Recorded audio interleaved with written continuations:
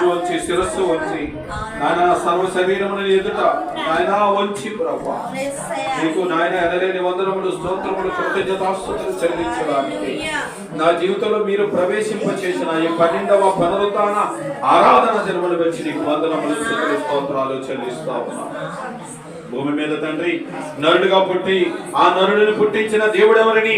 ఎరిగేటువంటి మానవులు ఎవరున్నారని ఆకాశం నుంచి నానా నీవు కనులతో చూస్తూ నాన్న అనుదినము ప్రజలను గమనిస్తున్నావని నాన్న ఈ వాక్యం ద్వారా మాట్లాడుచున్న తండ్రి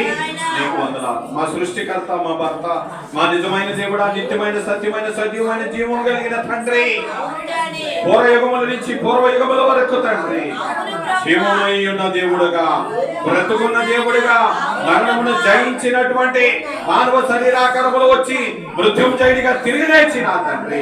పరలోక రాజ్యములో నాయన మరలా